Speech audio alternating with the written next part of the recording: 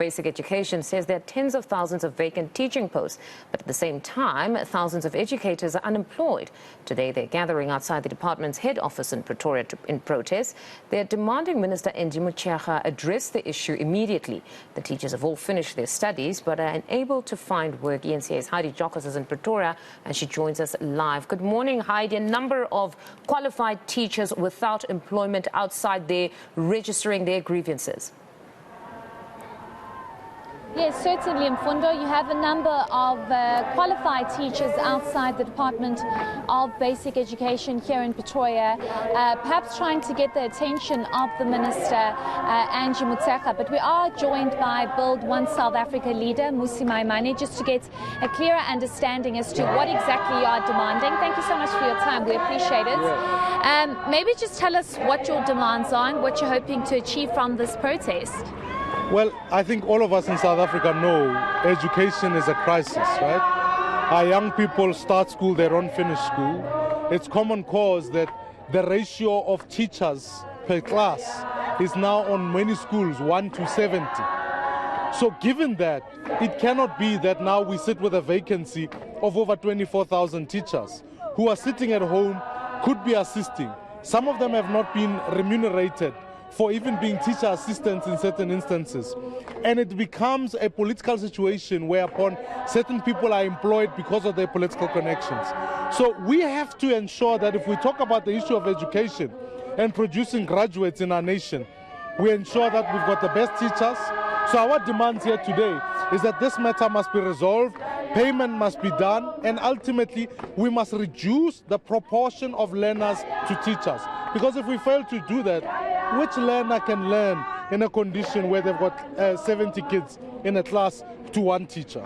What if the minister tells you that there are budget constraints and they're only able to work with a specific amount every year, therefore they are unable to hire a certain amount of teachers? Would you accept that? No, first of all, it has been proven to be inaccurate. In certain places, when we made the allocations for budgets, there were allocations that were made for teacher assistants to come on board. That the department has failed to administer that properly is the exact challenge. And furthermore, you are discovering that the process of employing teachers is taking way too long, it's becoming too cumbersome, and schools are becoming more and more crowded. I reject the notion that there are constraints in terms of numbers. I would urge you in terms of budget allocation. But the budget for the Department of Education is one of the highest that we allocate in the country. And therefore I would urge that if we're going to fix the education process in this country, we need to ensure that ultimately that budget is used most effectively. Lastly, I think it cannot be denied the fact that the unions have captured education. This issue of unionization of education, where principals are chosen by the unions, where ultimately their control over the schooling system, it demonstrates the fact that we need to do better with the resources that we have and reduce classroom proportion size. Why do you think these teachers are not being hired? Sorry? Why do you think these teachers are not being hired by the department? It's become common cause that the Department of Education protects a number of teachers, many of them who are unionized.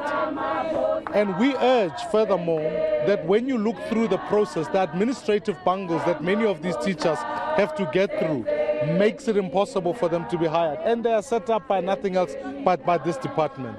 So today, all I'm here to plead for is that if we want to fix the education system over the pipeline, let's make it easier for employment to happen, let's allocate teacher posts, let's fill the vacancies, and let's ensure that we reduce classroom numbers. Okay, Musi, I'm going to ask you something on a separate matter. There's a lot of uncertainty around the president at the moment. What are your views? Do you think the president should resign? I think President Ramaphosa, as the report proves, has got a case to answer for.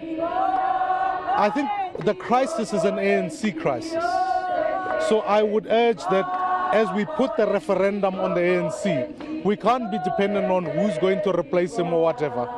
I think, as I've proposed, a transitional leadership must be in place. The president cannot be distracted further by this issue on an ongoing level. So that's what I've proposed, is that it doesn't, if he clears this case, it doesn't stop him from running as president. It means he can step aside, we clarify this matter, because this matter, this investigation is not going to take long. We get a leadership that is led by an independent person to transition the country. And let's ensure that this country can choose in 2024 whether it believes the leadership that the ANC provides is appropriate. So I really believe the president in this time needs to be able to step down. We can't be distracted talking about pala when education is failing, when our employment levels are low, and therefore I'm calling for a sensible transitional process that the ANC needs to be able to guide the country through. Thank you so much for your time. We do appreciate it. That's the leader of Build One South Africa, Musi Maimane, speaking about why they are here today outside the Department of Basic Education, but also weighing in on matters relating to the current uncertainty around President Ramaphosa Mfundo.